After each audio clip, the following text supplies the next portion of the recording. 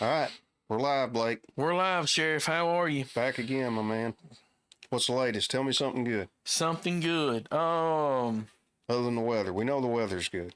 Has it not been beautiful You today? look like you got a little sun on your face. I did. You been on a lawnmower I got a lot of sun. No, we have started ball practice, and I'm so busy.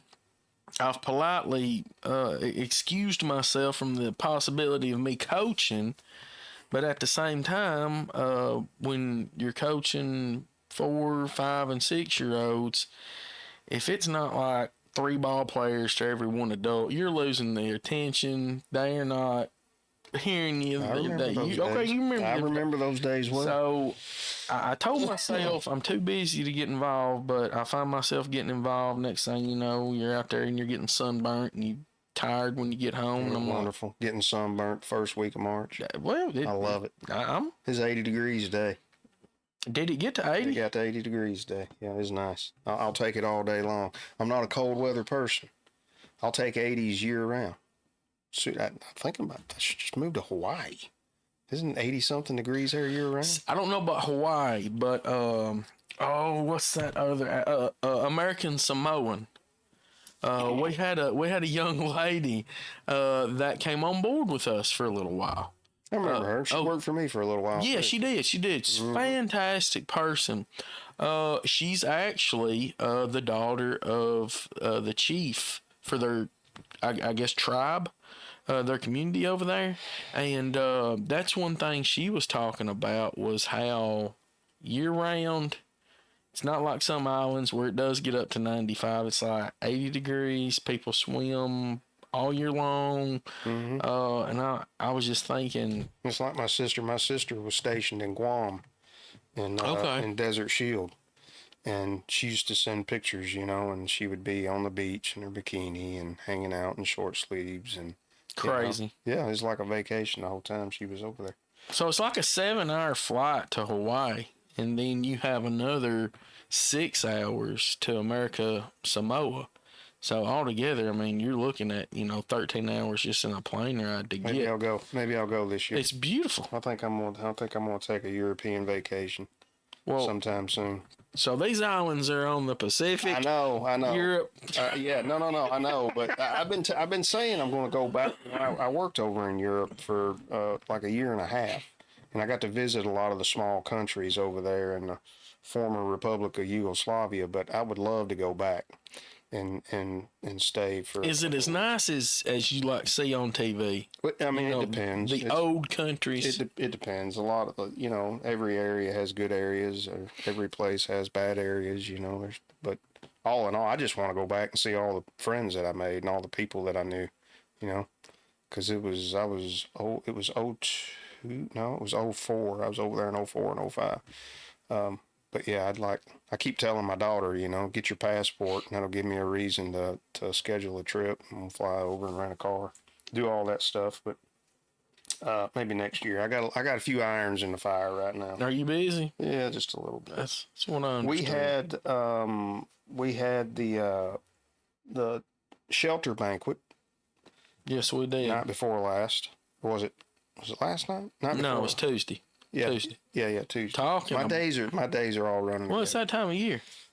Great crowd. Great crowd. Karen and the people at the shelter always come out swinging on those benefit dinners. This was their biggest turnout yet. I think they say 450. 450. Yeah. That's crazy. And she wasn't lying when she said the very first one that they had, because she took over the shelter when I got elected. And so I've been to all of her dinners, her fundraiser dinners and stuff. And I can remember, there was like 100 people at the first one, maybe 100. But it's just grew and grew and grew and grew. And I can't be more proud of her. She's done such a fantastic job with the shelter. And it benefits everybody.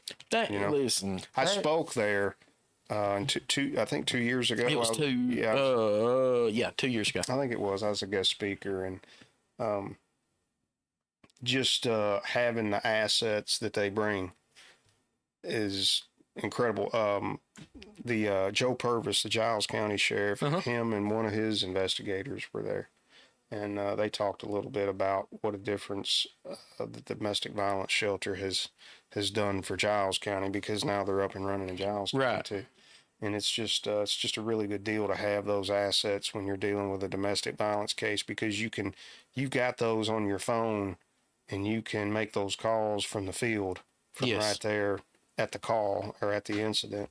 So it's a good thing, and they had a great turnout, and I was glad for them. See, Joe old like you. He remembers the way the law was before all the domestic violence stuff was put into play. So the both of y'all have probably seen more changes with domestic violence in the past 25 years than probably any other generation of law enforcement will from here on out, because there have been so many changes, because the changes were needed. Yeah, because back in the day, and I think we've talked about it before, if the woman didn't want to prosecute, then you had nothing. It was over. I mean, you could have black eyes and bloody noses, and if she denied it and wouldn't prosecute, but if she did, I think I've told you this, we would give her a ride to the station, and she would have to go give her statement in front of the magistrate, and the magistrate would sign a warrant right there, and we would book him in. That's crazy. But she had to go in front of the magistrate back then. Something else that I took away from the banquet the other night that Karen hit on, that I took away several things that she brought up, but one of the ones that stuck out to me the most was when she said, if you find another program like ours, I want to see it. Mm-hmm. And where she was going with that, she was talking about the $450,000 plus budget that they have, and they get no monies from the government. They get no monies from the state. It's the partnership that this group has with Lawrence County, Giles County, the surrounding area, and they're able to fund everything by donations. I don't care who you are.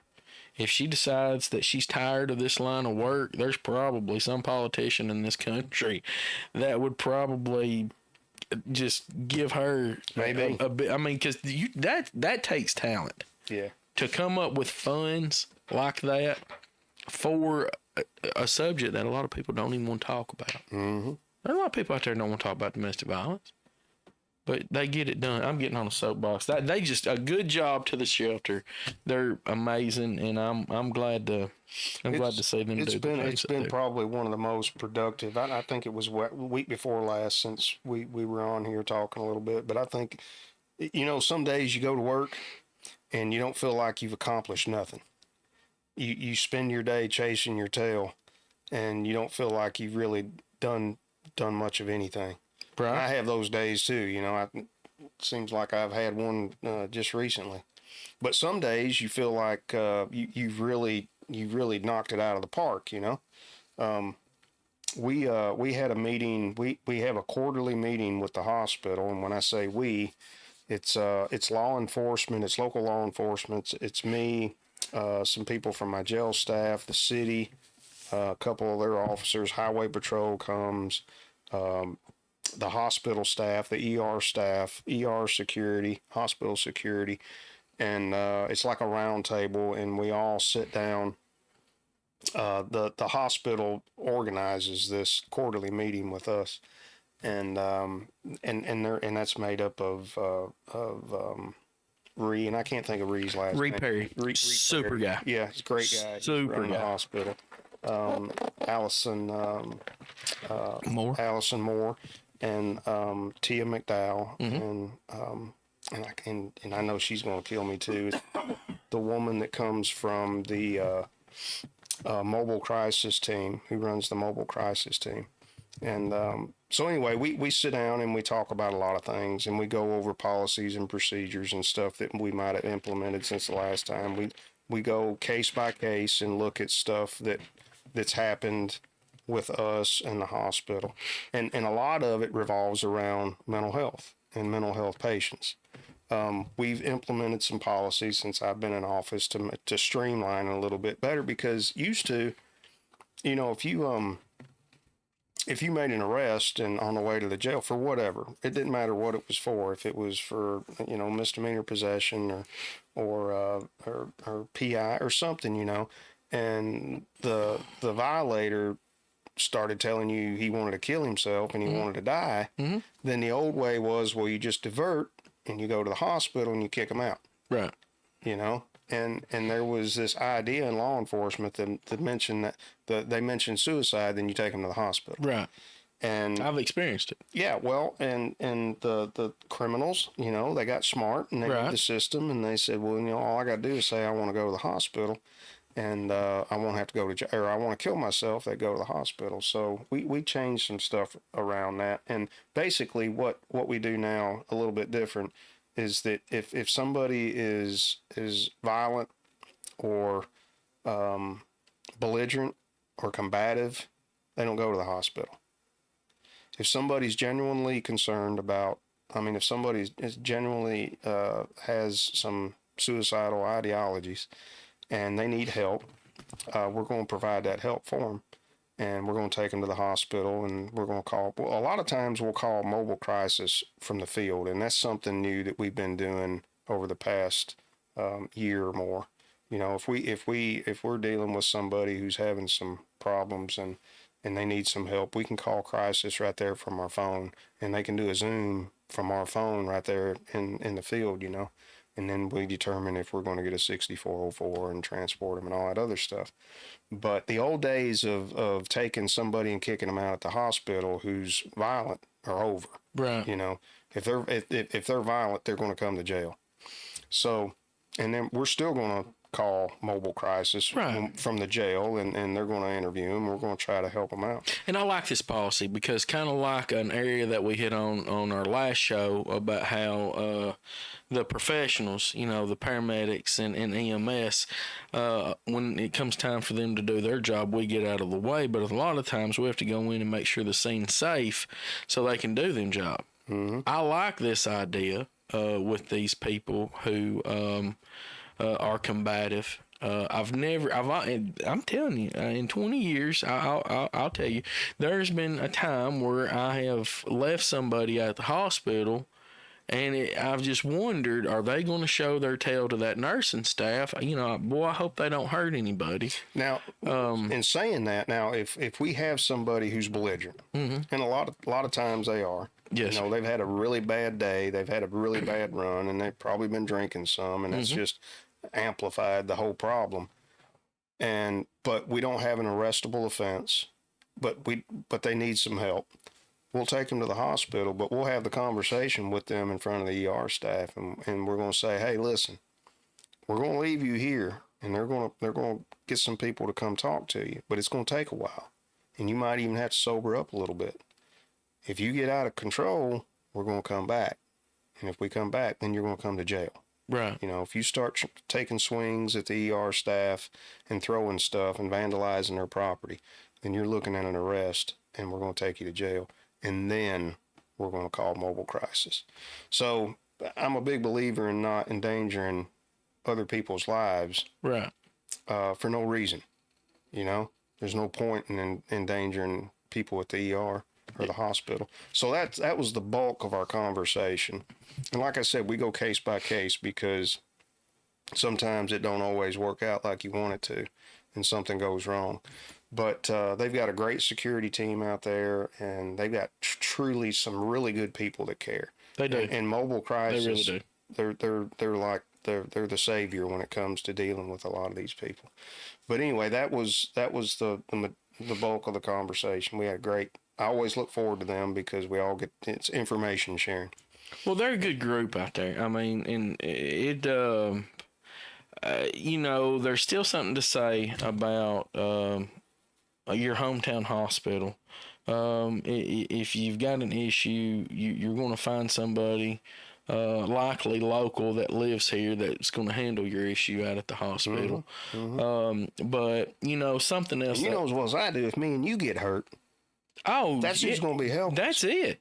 I listen. So it only makes sense to, to take care of your ER staff. I don't know if I should say this or not. I don't think I wrote a nurse a ticket in 15 years. Okay, that's just the way it is. That's right. You got to take care of my daddy. You don't want to be laying on a gurney, right? And them recognizing. Oh say, yeah. Oh, that's that Peckerwood that wrote me that ticket. Oh yeah, and instead of using a nice little old 18 gauge needle to start an IV, they're breaking out like a 10 or an 8 or something. They're gonna snap the tip off. He'll remember me because I remember him. But no, I mean a great group, and they put up with so much bull. Yeah.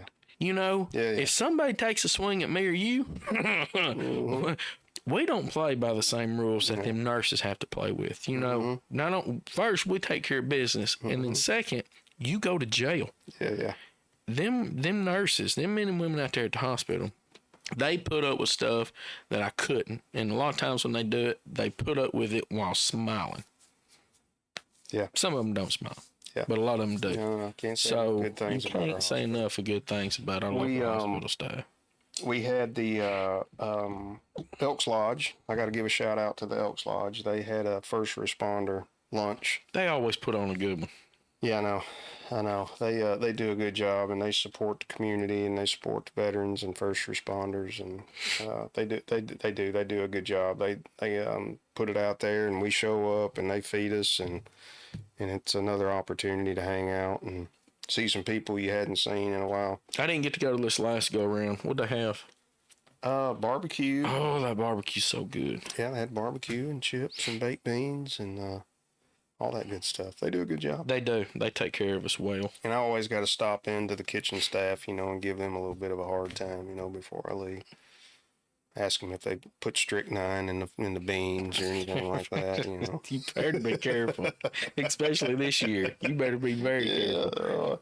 They are, and most of those people out there is my friends, personal friends. I joined the Elks Lodge not long. I think I joined it before I ran for sheriff. And it's just a good place to go and eat on a Friday night. Got a great ribeye up there. They got a great ribeye. Go up there and eat and hang out and maybe watch a local ball game and go to the house. But yeah, it's a good thing. Hey, on some different note, you talking about, did you hear we got a new Department of Homeland Security secretary? I did. I saw that right before I left to come over here. That was shocking. Yeah, it was. That was, wow. There's a whole bunch of stuff going on right now. There's so much stuff going on, I can't soak it all in. So, somebody asked me something the other day, and I forgot to ask you about it. A long time ago, I say a long time ago, almost a year ago, I reached out to you. I said, "Hey, have you heard ICE is in town?"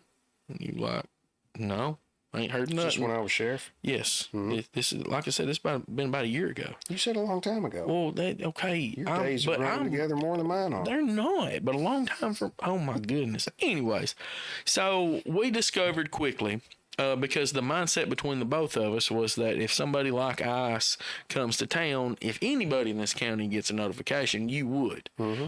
Well, that wasn't happening. Mm-hmm. Well, and then we started hearing that wasn't happening in several other places in Tennessee. They was holding town halls and everything else. So a question I was asked the other day, how much, I know back then we seen it a couple times, but has ICE been in our community lately that we know of? I mean, I know then we didn't hear about it until they was already here, but have you heard of, no. I told this person, I don't know. No, I would like to think that I would be one of the first calls that they make when they come to town. I've never seen any. They've never called me. We've got a really good relationship with the feds. I was just hanging out with a ATF agent yesterday. The FBI. We got some great field agents now in our district that help us out, and I would like to think that that good relationship with the federal agencies would, it would warrant a call or a visit if they were coming here. But no, I hadn't seen anything. Hadn't heard nothing. Do we have Do we have several situations or incidents of undocumented persons being booked in our jail? Is that something that you hear anything about, or for the most part, the people that's being booked in Lawrence County, are they our regular Joes? Our documented people. No, I mean, I don't know if I haven't seen anybody come through that was booked in. Not to say that there hasn't, that that has an illegal status and no identification. Gotcha. And I mean, I don't know of every arrest that's been made, but the majority of our arrests are just driving violations or alcohol violations or something like that. But no, I hadn't heard nothing from ICE. I hadn't. I don't. We talk about it. Matter of fact, next week I'm going to be in Franklin for a couple of days, and then we're going up to. When I say we, me and the other sheriffs are going up to the Capitol. I tell people this story that and you've heard me say it as sheriff. You got to be able to do it all. And when I say you got to be able to do it all, you got to be able to put your gun belt on one day and go out and help a cause, and then the next day you got to put your tie on and go to Nashville. Right. Part of being sheriff is teaming up with the other sheriffs and the Sheriff's Association and going up to the Capitol and talking to our state reps and looking at controversial laws that are on the books, bills that are on the books, and making sure that we lobby against the ones that totally don't make sense or that are totally against law enforcement or just bad law, and then we lobby for the good laws that improve your community and help us do our jobs. You know as well as I do, the seizure law is something that there's always something Constantly on the books where they're making it harder for law enforcement to take for asset forfeiture. Mm-hmm. And there's always something on the books that's trying to get passed. Yeah. And we've had this discussion more times than I can count. That's how you put a bad guy out of business. That's how you put a drug dealer out of business is you take his assets, take his money, take his vehicle, take his properties. That's how you put him out. Yep. And they've slowly made it so hard to do that it discourages a lot of law enforcement from doing it. And that's the stuff. That's an example of some of the stuff that we lobby against, because it's tough enough now. Mm-hmm. You remember as well as I do. 20 years ago, I mean, it was a forfeiture warrant and a seizure notice, and you gave them a copy of their seizure notice, and then you took the forfeiture warrant and had it signed by a judge, and you sent it up to the DOS legal office, and you awaited what happened. Mm-hmm. And you know as well as you know better than I do now. It's 10 times more complicated. It's 10 times because each year they keep adding something to it or making it tougher for us to take the drug dealer's property. So that's an example of something that we fight against. Well, I'm all for it, because back in the day, the biggest thing you had to worry about was just calling Mr. Orr. You remember Mr. Orr? Mm-hmm. Calling Mr. and letting him know that you were breathing. Mm-hmm. He didn't ask you to come up there. Mm-hmm. He just wanted to know that you were breathing and that you were alive if he needed you. That was the hardest thing about it. Well, then it turned into, well, now we've got to have a new form. And not only do you have to have a new form, you've got to make sure that you use the right form, because unlike a search warrant, you can make a clerical error or use an older form, and it may not be that big of a problem on a search warrant for somebody's home. But when it's a forfeiture for taking somebody's property, if you use the old form, it's over. Sorry, you've lost it. Yeah, you got to give the. And we went from there to now you have a packet, not just a form, not just a forfeiture warrant, not just a seizure notice. You now have a packet that you have to completely go through, document everything, jump online, get values, estimated costs. And you're right. It's discouraging. And the reason it's discouraging is because there are some attorneys out there that have discovered if they make it harder on law enforcement and get some of the drug dealers' assets back, then they're likely going to get, a portion of them proceeds, and it's more money for their pocket. But you hit the nail right on the head. We can take their dope all day long, but it's when we start messing with the money, that's when we start getting their attention. Mm-hmm. So one of the laws or bills that we lobbied for last time was the assault on an officer penalty increase. You know, that helps us do our job. That discourages people, because when you tell them, when they buck up on you and they say, "I'm not going to jail, you're gonna have to fight me," Okay. and you say, "All right, but you need to hear me out. I'm okay. I get paid either way, but you're gonna get a felony."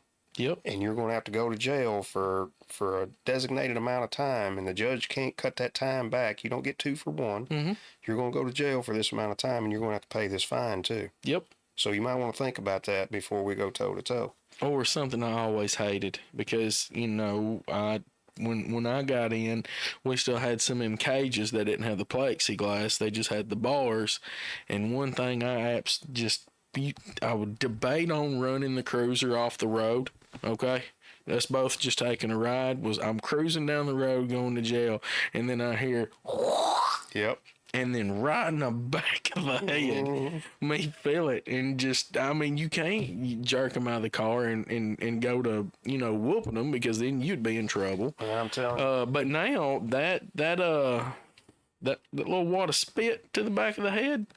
Used to, that was funny. Today, it starts with another F word, and that's called a felony. Yeah, yeah. And I love it. So that's part of what we do, and we'll go up Wednesday. I think it's Wednesday next week. It's one day next week. We'll go up, and we'll spend the day on the hill, you know, and we'll go in. And we'll have a briefing first. And they'll go over all the things that are on the floor, you know, and what's important to law enforcement and what we need to, and we don't always get along.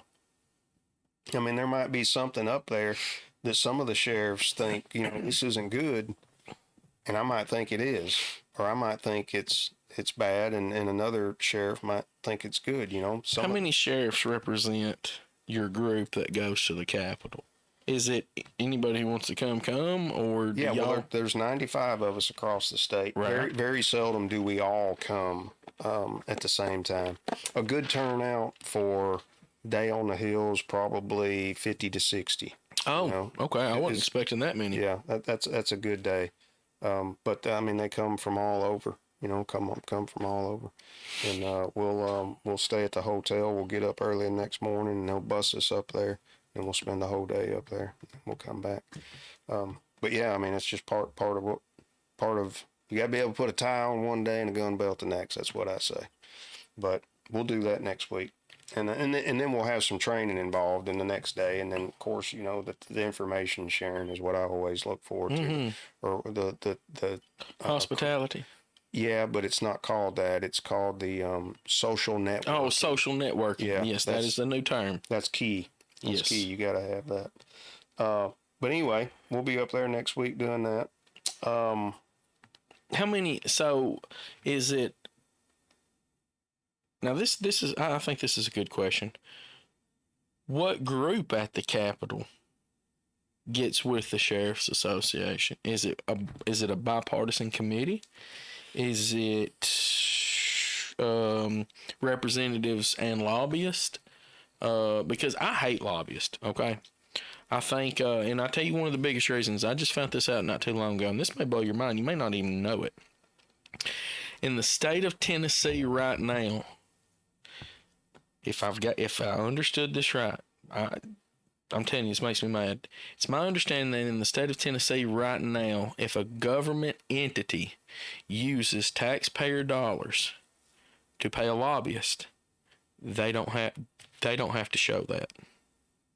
And I don't think that's right. I think anytime taxpayer money is used, period, if somebody wants to find out how much taxpayer money is being used, they've got a citizen of the state has got that right. But I was listening to a conversation the other day, and that's the way it is in Tennessee right now. So yeah, I'm a little touchy on lobbyists. So that's why I wanted to ask that question. When y'all are up there trying to interact with these laws or these bills that they're trying to become laws, who are y'all interacting with? It's mostly the TSA committee. Okay. TSA committee stays on top, and we have people at the Capitol that keeps us up to speed on the bills that are being carried. So we kind of get an idea, and then when we meet every quarter. TSA we meet every quarter, and then there's always an hour block on training day, and they touch on some of the ones that are being carried. So I mean, it's an important part of what I do and the other sheriffs across the state, because I mean, if we're not up there fighting for and fighting against some of this stuff, then it's just getting passed, and nobody's got any say so. TSA, Tennessee Sheriff's Association, is got we got the big guns. We got all the muscle to go up there and help get some of these crazy left wing liberal bills that they try to get passed. So I was at a local meeting the other night, and a gentleman stood up and said something that I actually liked, that I don't know if I've ever heard before, but was talking about our government and how, having one party having the majority, but they're not taking advantage of it. And that's one thing he said. It's one thing to beat a bill from becoming a law, but when's the last time our lawmakers took some laws away? Talking about government having so much power and stuff. And I was just sitting there. I was like, that's actually not a bad idea. When's the last time somebody said, "Okay, we've got too many restrictions over A, B, and C. Hey, government, give us some rights back." Do you ever see that up there? Mm-hmm. You yeah. do? Yeah. If there's something on the books that needs to be amended, that'll get tabled too.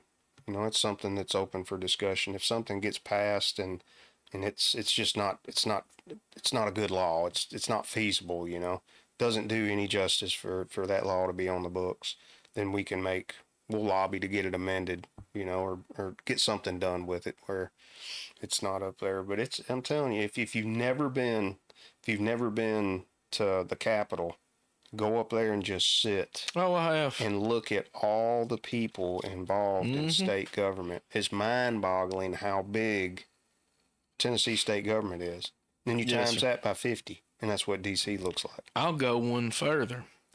Just reach in, draw a name out of a hat of any senator you want to, or a couple higher upper level state representatives, and just go stand just to the side of their office door and watch the circus of people coming in and out.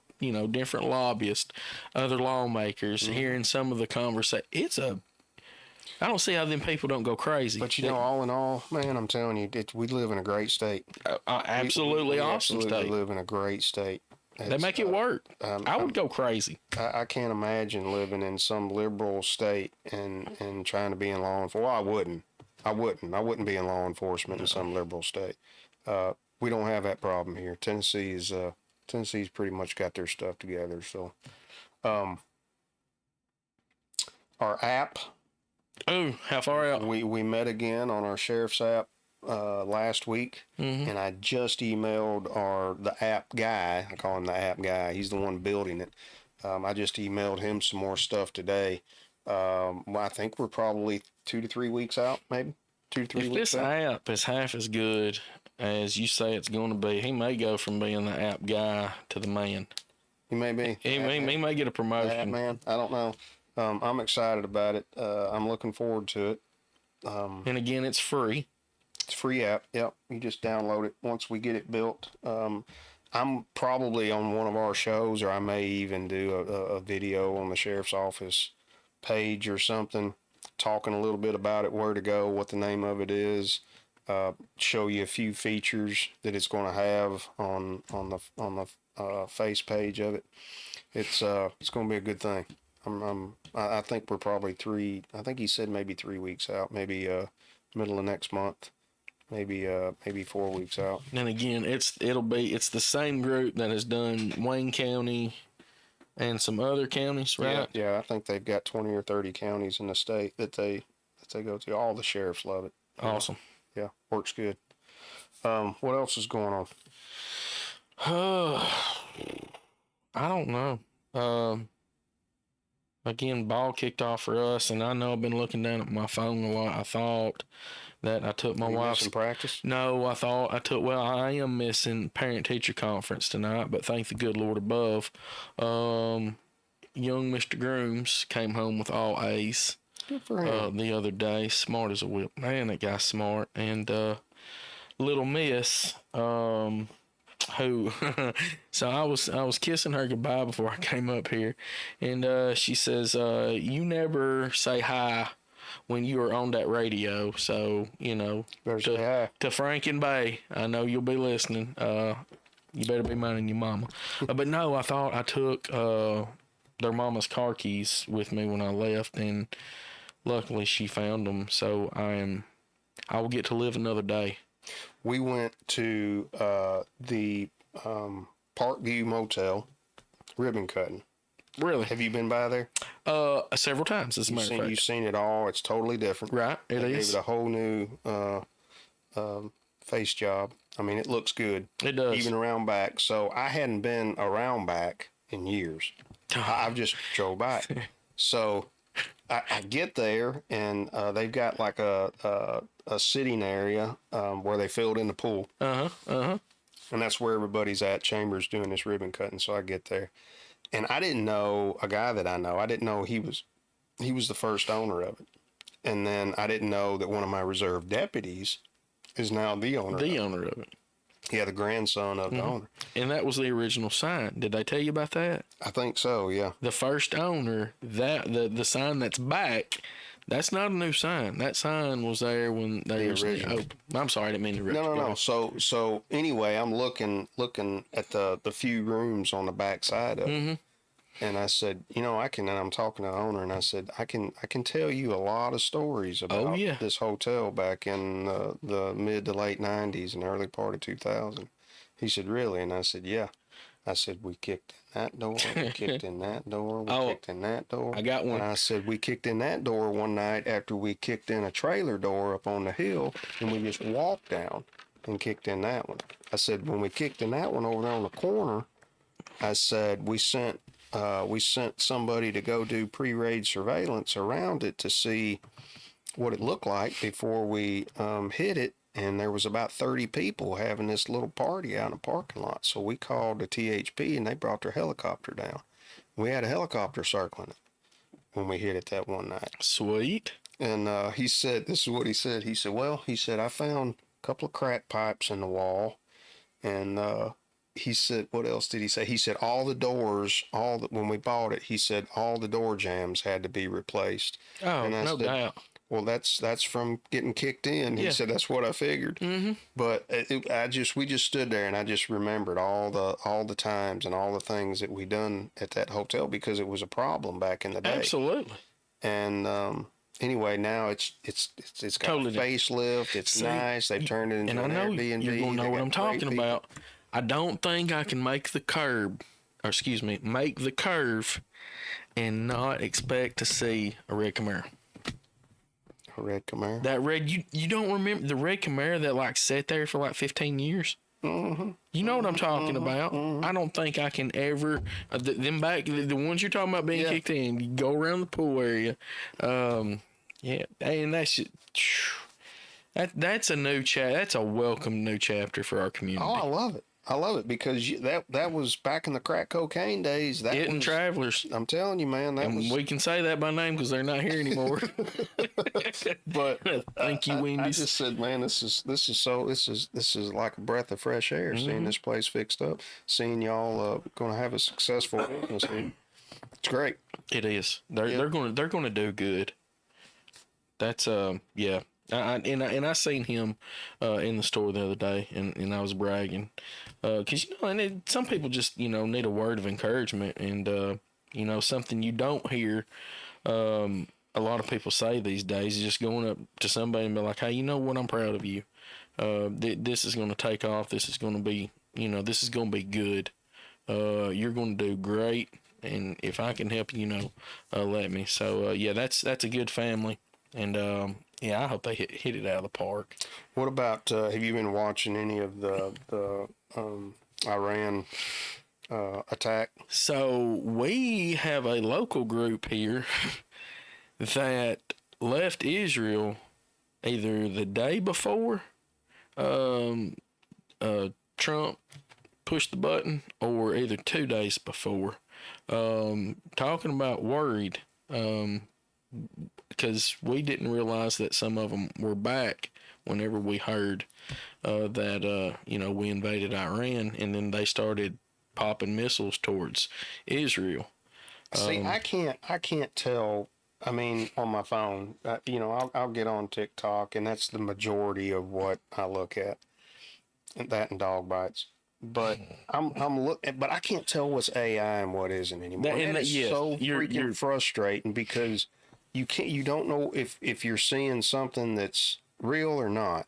Right. And then I got to go to the news and turn the news on to see if they'll line up. Yeah. Yeah. But can you believe we sunk a freaking Iranian destroyer with a torpedo? I don't think it was just one. That was mind blowing. I think there were multiple, but was there more than one? I know. Pete Hegseth, our Secretary of War, was talking about. I'll try to look it up without breaking the conversation, but not. I don't think it was the last show. I think it was a show before. We were talking about the sophistication of the United States military, and some of the things that I've really got to see on a private level. Again, I can't talk about them because I had to sign a lot of paperwork. But 41 heads of state, I believe, were dispatched, eliminated, destroyed, assassinated, whatever the political term is now. 41, I believe, is the last number I heard. And not only us going in there and kicking tail to ensure that they can never be a threat to us here, we're sophisticated so far in advance that we can bring in another country like Israel, who is 1/25th our size, and both of us in a uniformed fashion go take out the number one sponsor of terror in the entire world. Dude, I'm somebody that's never been in the military. They will not find a bigger fan. It's the coolest. I mean, it's just cool to me to see the American military being used. It's what it was meant for. Yes, sir. And I've never been on a submarine.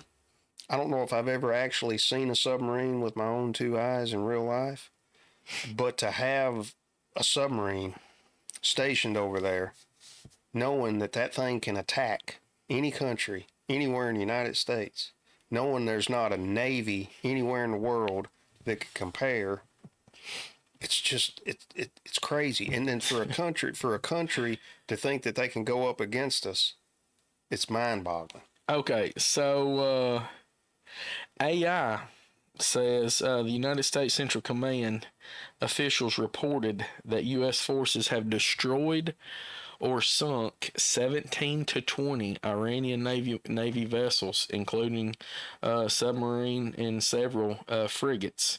Going on down, that says 20 warships have been destroyed. So what? Yeah. What about that? Well, they're military commanders, they're government leaders. They're either taken out or on the run. You see pictures of what Iran was back in the 70s. Mm-hmm. And it was like looking at any other country, right? But then you look at it now, and they're oppressed people. Mm-hmm. And so hopefully we're going to see a regime change, and we can call them an ally here pretty soon, How nice would that be? Yeah. I mean, you look at the UAE, even Saudi Arabia is coming to the table now to play nicely, not only with us, but Israel too, the Abraham Accords. Yes. Peace and that's what a lot of people don't realize is peace in the Middle East means peace here at home. Yeah. But yeah. Do you have a dog? I'm changing the subject. Do you have a dog? No, sir, I do not. Why don't you adopt that dog at the shelter? What dog? They've got nobody got that shepherd yet. No, they've got an 8-month-old shepherd. Okay. You need that dog. So I'm putting you on the spot right here. It's my understanding that we've got a lot of listeners that tune in on the radio, and we have several views on Facebook. So we obviously don't have enough because from the pictures you've shown me and from what I heard, this dog should have been gotten a long time ago. I mean, gave it no more thought because I'm like, it ain't gonna last. Go look at it. You need to go look at it. John, my heart's broken. I lost one shepherd, can't do it again. It don't matter. It does. It's not about you. Yeah, it's not about you. It's about your family. It's about your kids. My little girl's just gonna cut its tail off. It's about. There's more at stake here than just you. You don't understand. She's like her mama. Okay. Ginger, I'm trying for you. That dog will be shaved. That dog adopted for you. The tail will be gone. Too. Well, I know you have. And again, I've not gave it no more thought because I thought there's no way in this world that dog you'd be would doing last. your civic duty to this county. Oh my goodness! Oh, you know the shelter fall. You know the shelter. it's part falling of the under. sheriff's department. I right do. now, I right? had to use y'all. So technically, yesterday. I could pull rank. Technically, I could put some pressure on you, sheriff, about doing this. Like, I'm pretty sure if that didn't break a law, at least morally, that would be wrong. Because if I take that dog home, my kids ain't gonna let me get rid of it. No, no. All you got to do is get you one of those wireless fences. That's what I've got. They don't work. Dude, they work on a shepherd. I went through two of them. Let me tell you why. I mean, I know it was a dumb lab, but... Well, there's your problem. Yeah. Shepherds are smart. I know. All you got to do is put that on him, put him on a leash, get him used to a leash. I always tell people it's the first thing, number one thing you need to do with a dog is get a good collar and get it used to a leash. Yep. That way you can train your dog. All corrections come from the leash. We've had this conversation. Walk him around the perimeter. Keep walking him around the perimeter. Yep. Let him hear the audible first. Let him get popped. We even put out Bring him flags. back. Tell him he's okay. Yeah. You know, Yeah. and just keep, and he'll pick it up. Mine picked it up in a day, maybe 2 days. He picked it up. But now it looks like 20 kids on dirt bikes go around my house 100 times a day. Yeah. Where that perimeter is. He knows it. because he runs. He sits out there, and it's hilarious to watch. He gets him. It doesn't matter. A stick, a piece of PVC pipe. I give him a piece of PVC pipe. He's got a Kong. He's got all these toys, and he'll sit out there in the front yard. And he's got this place where he sits, right? Mm-hmm. And he crosses his legs, Especially if he's got a package. and yeah, and he's just sitting there. And when he hears a car coming, you'll see him start posturing. And then when he sees it, he gets up and he starts spinning. And he spins until that car gets about even with him. Then he takes off. And he runs parallel with that car across the road or across the yard. And when he gets to that fence line, he starts planing to the right. And that's where I don't have any grass. No grass like at all. 3 feet right through there where he starts tearing off to the right. You know? Oh, my And then he goodness. makes a loop around the house. He stops and gets a drink of water, gets his toy, goes right back, and he sits and he waits for the next car to go by. It's the funniest thing you've ever seen in your life. Oh, hold on just a minute. I do have experience with a fence and a shepherd. So we got an Australian shepherd.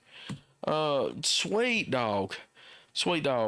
But I think it was his intelligence that so this dog realized that as long as he kept running, that the collar would eventually stop. And I'm talking this idiot would be running down the road having somewhat of a walking seizure.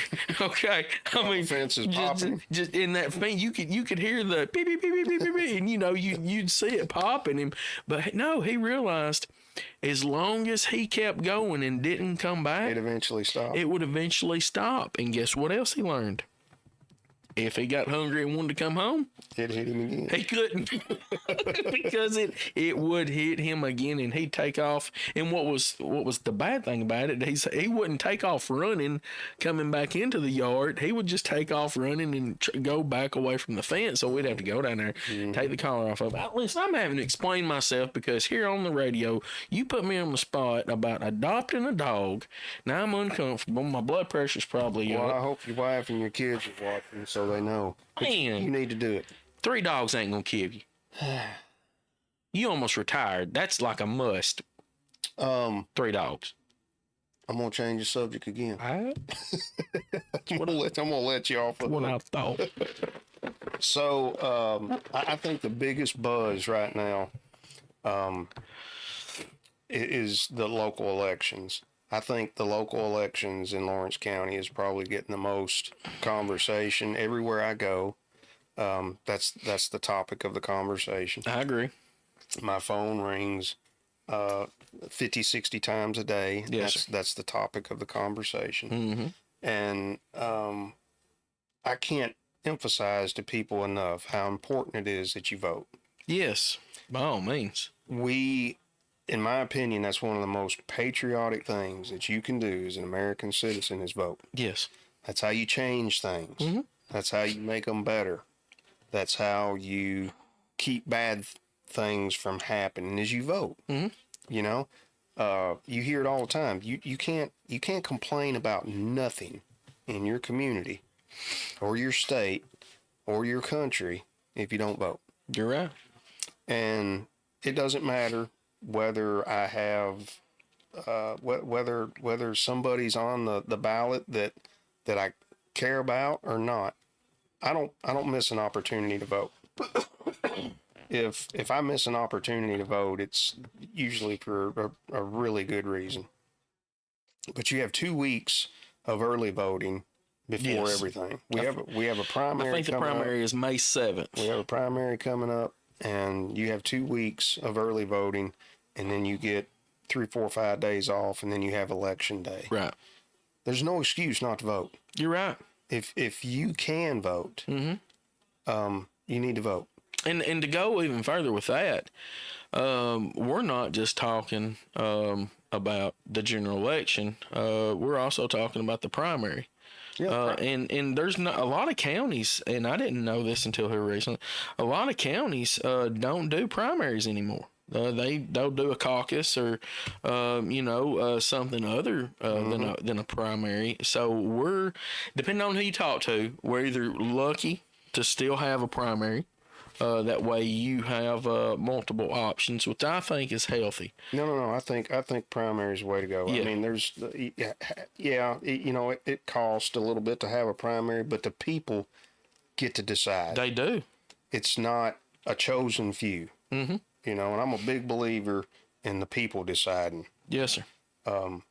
So go vote, man. Just go vote. Make time. If you're not registered to vote, I have an employee that signed somebody's petition, and when they turn their petition in, the candidate calls me up and he says, "Hey," he said, "one of your employees signed my petition, and I don't know if he knows it or not, but he's not registered." And I said, well, that's some handy information. So I seen him the next day and I said, "Do you know you're not registered to vote?" And he said, "Yeah, I am." And I said, "No, you're not." He said, "Well, I thought I was." I said, "No, you're not." I said, "You really need to go register. I mean, I'm not telling you what to do, but I mean." Is he originally from Lawrence County? Yeah. I thought they signed everybody up. Well, no, they probably didn't back in the day when you was in high school. I don't know, but he wasn't registered. But when I was in high This is school, an opportunity for you to give me a hard time about my age. they made I'm you. trying to make a point. I'm sorry, I interrupted you. Point. My bad. If you don't know, go check. Yes. And if you're not, it takes like 3 minutes to get registered.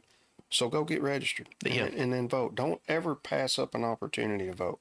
I tell people, it doesn't matter what party you belong to, what affiliation you're with, what your political stance is on. I don't care. Just go vote. Yeah. Don't miss an opportunity to vote, because that's how we make things better. And then the same thing in the general election in August. That's also primary day for state and federal. Right. In August. Right. So that's going to be a big turnout. Mm-hmm. That'll be a huge turnout in this county. Yeah. I think there's around 20,000 registered voters in this county. But that sounds about right. But it's always right around 10,000. So about 50% of the people is all that come out and vote, and that's crazy to me. And that's on election day. It's less than 5% on primaries. I know. I don't know. Just go vote. Yeah. Whether you got whether there's something on the ticket that you want on or don't want on or agree with or whatever. It's the most patriotic thing you can do. You know, I was Sticker on your chest that says I just voted. I was talking to somebody the other day, and they said, "Who should I vote for?" And it's real easy to want to tell somebody who you think they should vote I tell for. people, do your research.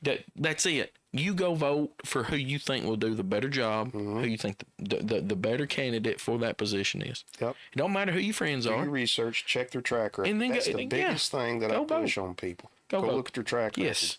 They can't hide their track record. Right. They vote how they believe. So look at their track record. Yeah. All right. We're out of time. See you next time. Have a good day, Sheriff. See you, Blake.